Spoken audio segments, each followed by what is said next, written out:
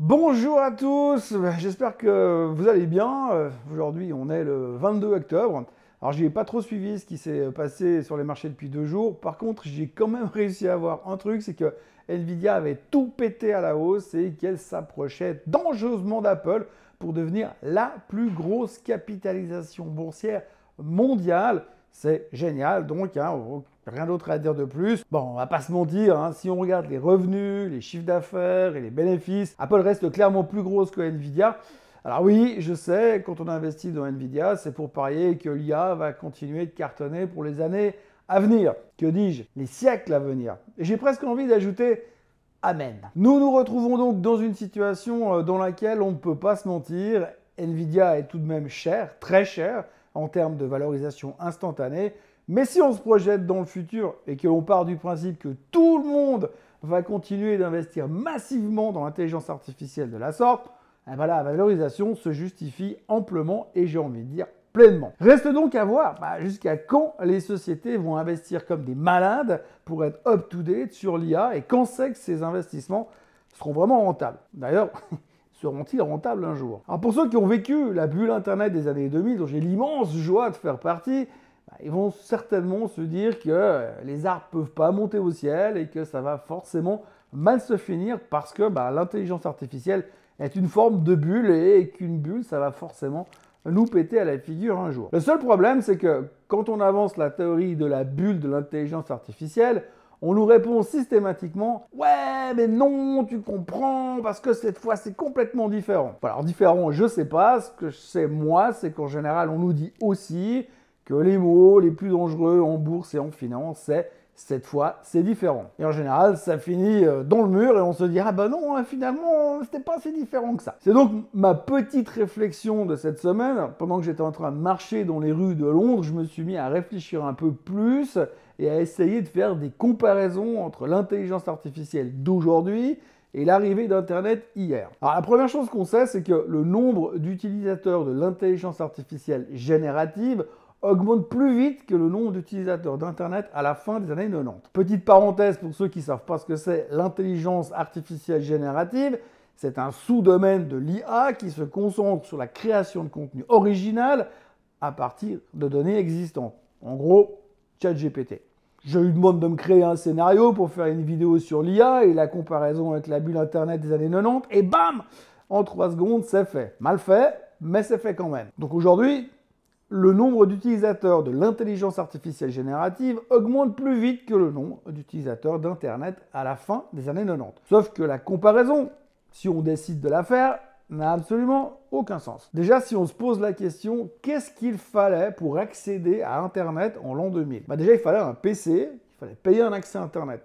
Le PC de l'époque, compact, en l'an 2000, ça valait près de 3000 $. Ça avançait à la vitesse d'un escargot au galop en faisant cric, cric pour se connecter au net avec un abonnement qui coûtait l'équivalent de 110 $ par mois, plus ou moins, si on rapporte le tout avec l'inflation de ces dernières années. D'ailleurs, le PC qui valait 3000 $ à l'époque, aujourd'hui, ça vaudrait quelque chose comme un peu plus de 5000 $. Et encore, je ne tiens pas compte du fait qu'il fallait encore en plus un abonnement à Microsoft. Bref, pour accéder au net au début d'Internet, il fallait payer cher pour avoir un service de merde qui vous donnait accès à pas grand-chose et surtout pas grand-chose de qualité. Et puis aujourd'hui, si on fait la comparaison de base, combien est-ce que ça vous coûte pour accéder à un service d'intelligence artificielle générative? Tout simplement que dalle. Enfin, rien ou presque, parce que vous avez de toute façon déjà un ordinateur ou un smartphone, vous avez un accès à Internet, et puis par exemple OpenAI ou d'autres offrent gratuitement des services limités, d'accord, mais des services gratuits au début. On peut donc partir du principe que les gens qui étaient prêts à payer pour avoir un accès à Internet il y a 30 ans, laissaient supposer quand même qu'ils espéraient avoir un gain substantiel en se connectant au net ou éventuellement pouvoir lancer un business en relation avec le net. Le coût minime, voire nul de l'accès à ChatGPT et à d'autres systèmes d'intelligence artificielle générative aujourd'hui, signifie que les utilisateurs n'ont pas besoin de beaucoup de bénéfices, voire d'aucun, juste pour essayer, pour voir ce que ça donne. On peut donc en déduire, si on réfléchit, que comparer l'arrivée d'Internet il y a 30 ans avec l'arrivée de l'IA aujourd'hui, c'est un tout petit peu tiré par les cheveux. Certains experts de certaines banques centrales américaines se sont amusés à comparer l'utilisation des médias sociaux et de l'IA générative au bureau. Mais encore une fois, la comparaison est super difficile pour pas dire complètement ridicule. Oui, parce que l'utilisation des services gratuits comme les médias sociaux, les apps à la noix, c'est des applications qui sont gratuites et pas forcément utiles dans l'optimisation du travail. Je dirais même au contraire, ça sert pas à grand chose et ça devient des divertissements qui créent une dépendance et qu'on paye surtout avec notre temps plus qu'avec notre argent. Pourtant, des recherches ont été effectuées sur les effets possibles de l'IA générative sur la productivité au travail. Alors les gars, ils ont examiné l'intensité avec laquelle les personnes utilisent l'IA générative. Et en gros, c'est un peu comme si on essaie de comparer l'utilisation intensive de Facebook et autres plateformes de médias sociaux pour voir si ça réduisait la productivité au travail. Le nombre de personnes qui utilisent les médias sociaux et le nombre d'heures qu'elles y consacrent ne constitue absolument pas une mesure réelle et ne montre pas clairement des retombées économiques concrètes. C'est à peu près pareil pour l'intelligence artificielle. À l'heure actuelle, on peut même dire que la valeur économique ajoutée et la productivité du travail qui est stimulée par l'intelligence artificielle ne sont pas mesurées par le nombre de personnes qui l'utilisent ou par le coût de sa création et de son maintien. Elle est mesurée tout simplement par la valeur économique ajoutée et les gains de productivité du travail. Et il y a peu de preuves que l'IA générative fait bouger l'aiguille de manière phénoménale. Pour un exemple tout bête, moi.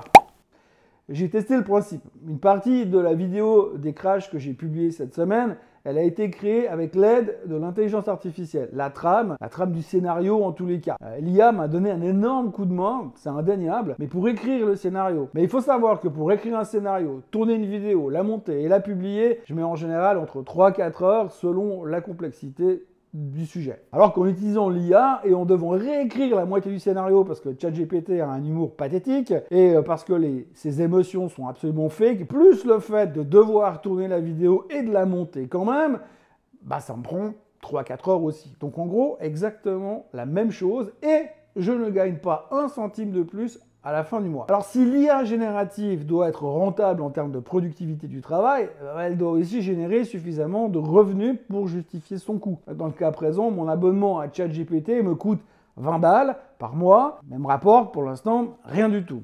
On peut donc se poser des questions. Il y a un analyste américain qui a fait des calculs savants et il a estimé qu'aujourd'hui, par rapport aux investissements qui ont été mis dans l'IA générative, il faudrait avoir des revenus de 600 milliards de dollars annuels pour pouvoir justifier ces investissements, les investissements qu'on fait dans cette technologie à l'heure actuelle. Un chiffre qui, à l'heure actuelle, est probablement plus de 100 fois supérieur aux revenus annuels générés par ChatGPT, Gemini de Google ou Copilot de Microsoft et tous les autres services d'intelligence artificielle semi-gratuits. Et puis d'ailleurs, si on va chercher un peu plus loin, il y a le New York Times qui a écrit récemment qu'OpenAI prévoyait des pertes de 5 milliards de dollars pour un chiffre de 3,7 milliards de dollars en 2024. Pourtant, OpenAI a quand même reçu 6,6 milliards de dollars de financement supplémentaire histoire de se maintenir à flot, ce qui a quand même valorisé l'entreprise à 157 milliards de dollars. Ça rappelle certainement un peu l'abus d'Internet. Aujourd'hui, la valorisation de ChatGPT ou OpenAI voudrait dire que si elle était cotée en bourse dans le S&P 500, 87% des sociétés du S&P